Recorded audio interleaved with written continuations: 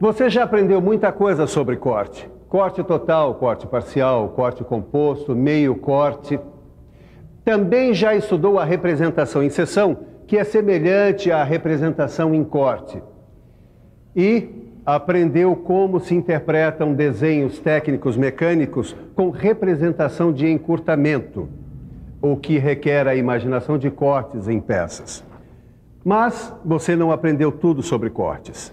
Há ainda um outro assunto muito importante que você vai aprender nessa teleaula de hoje.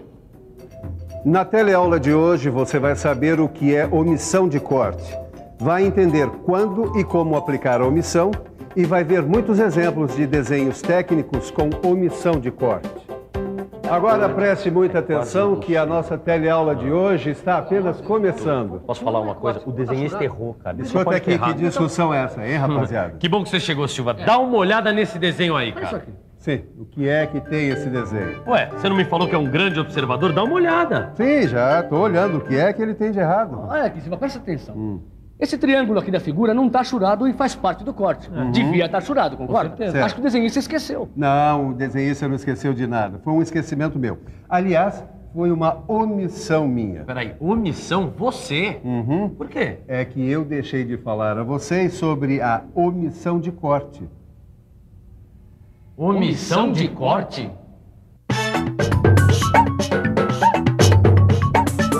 Omissão quer dizer falta, ausência.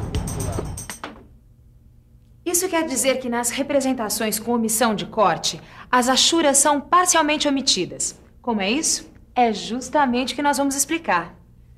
Angela, não é melhor começar do começo? Ah, é verdade. Do começo, bem do comecinho, assim fica tudo bem claro. Agora, você sabe qual é o meu lema, né, Miguel? Sei. Mostrar em vez de contar. Então, dá só uma olhada aqui. Observe bem esse desenho. O que você nota? O desenho está totalmente achurado, não é? E o que isso quer dizer?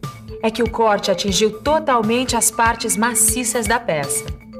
Agora me diz uma coisa. Veja bem esses dois modelos aqui, viu? Prestou bastante atenção nos dois?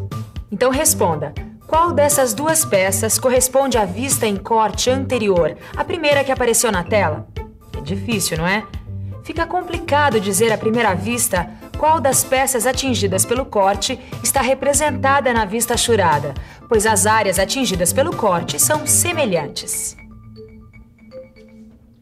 É aí que entra o nosso assunto de hoje, omissão de corte. Para você entender muito bem por que certos elementos devem ser representados com omissão de corte.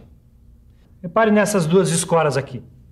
Uma delas é totalmente sólida, maciça. Enquanto a outra tem uma estrutura mais leve, tem essa nervura, quer dizer, menos quantidade de partes maciças. Agora vamos fazer um corte no sentido longitudinal, nas duas peças. Vamos ver o que acontece. Veja bem, quando a gente faz um corte no sentido longitudinal, olha só. As áreas atingidas pelo corte são semelhantes, não? Então, para diferenciar as vistas ortográficas das duas peças, é que a gente tem que usar a omissão de corte. Para deixar bem claro qual peça que tem a estrutura mais leve, que tem essa nervura, a gente precisa representar essa peça com omissão de corte. Embora a nervura seja uma parte maciça, ela é representada no desenho técnico sem achuras. Olha como fica o desenho. Na vista frontal em corte, as achuras foram omitidas, onde seria representada a nervura. Percebeu quando se utiliza a omissão de corte? Olha só, na vista frontal dessa escora maciça, não se utilizou a omissão de corte. Aqui está a vista ortográfica completamente achurada. Mas, para representar a escora com a nervura, foi utilizada a omissão de corte. Olha só.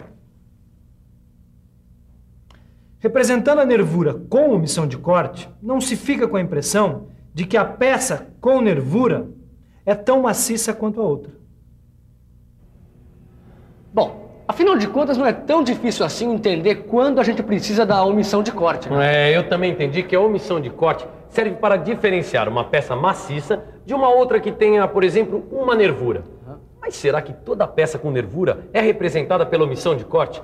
E, na verdade, quais os tipos de peça que são representados pela omissão de corte? Boa pergunta, Tito. Na verdade, apenas alguns elementos podem ser representados em omissão de corte quando secionados longitudinalmente. Bom, quer dizer que tem uma lista de elementos que são representados pela omissão de corte? Ah, sim.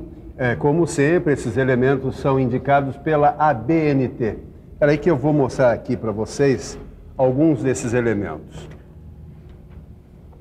Como vocês já sabem, as nervuras são elementos que devem ser representados com omissão de corte. Também as orelhas são elementos que devem ser representados desse modo. E além das nervuras e orelhas, outro elemento que pode ser representado com omissão de corte são os braços de polias e os dentes e braços de engrenagens, como neste exemplo aqui. Ananias, tudo bem? Oi, Marcos, tudo bem? Vai. E aí, como é que ficou aquele modelo que eu fiz pra você, hein? Ficou perfeito. É por isso que eu vim encomendar um outro modelo para você. Claro, vamos olhar o desenho. Olha aqui. Eu acho que esse desenho ficou meio esquisito.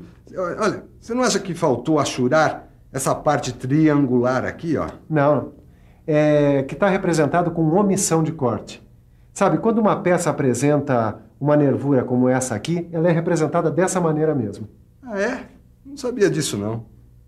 E você? Agora entendeu direitinho como é um desenho técnico com omissão de corte? O corte foi imaginado vendo-se a peça de frente. A vista onde o corte aparece representado é a vista frontal. A nervura foi atingida pelo corte no sentido longitudinal. Repare que na vista frontal, a nervura está representada com omissão de corte. Abaixo da vista frontal vem o nome do corte, corte AA. O local por onde passa o plano de corte vem indicado na vista superior pela linha traço e ponto estreita, com traços largos nas extremidades.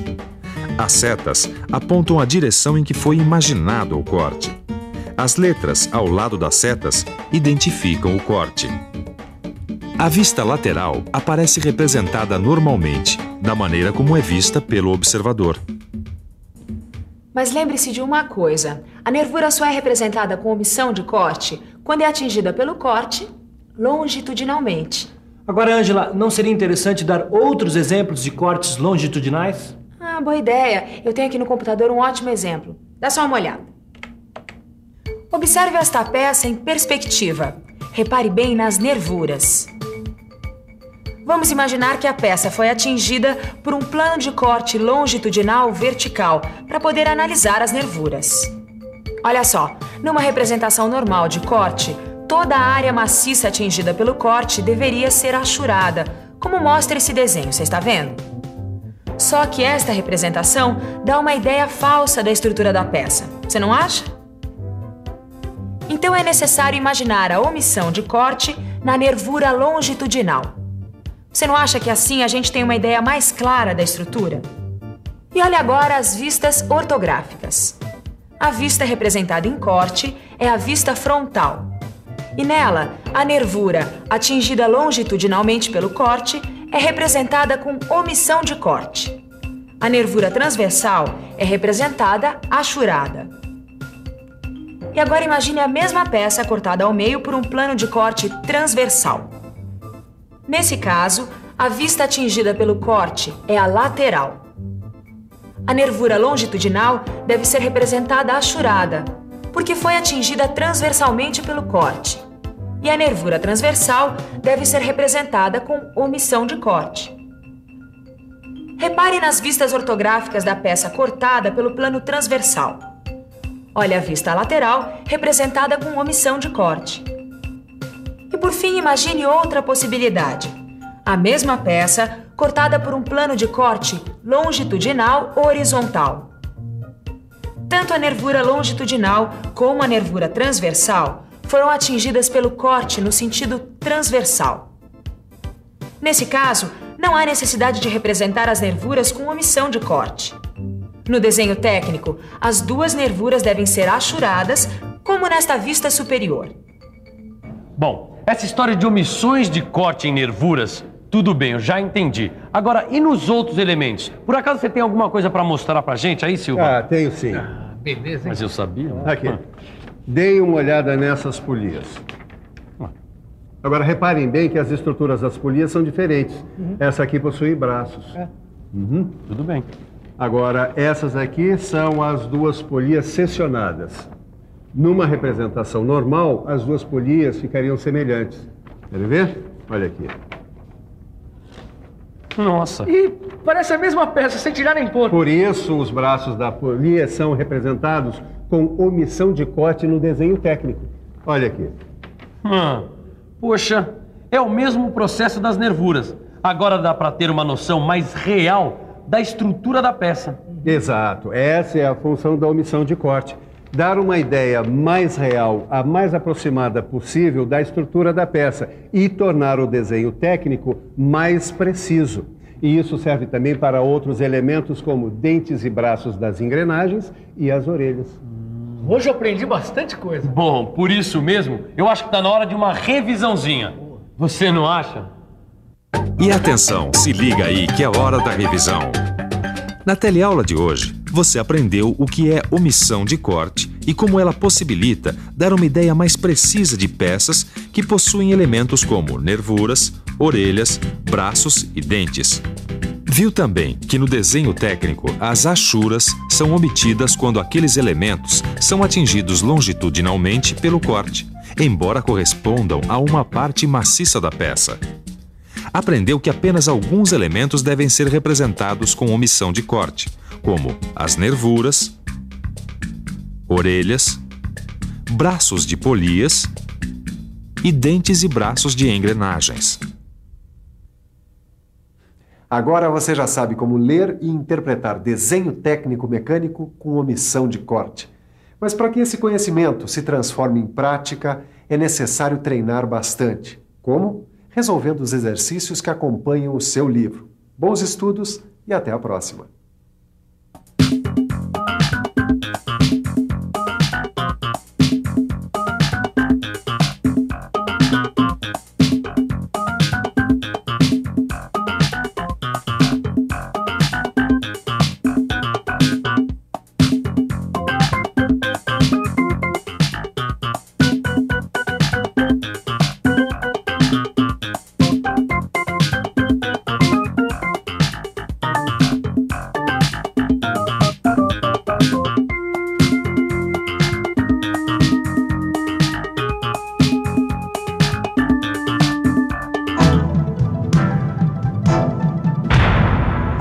Telecurso 2000, um programa de educação do Sistema Fiesp e da Fundação Roberto Marinho.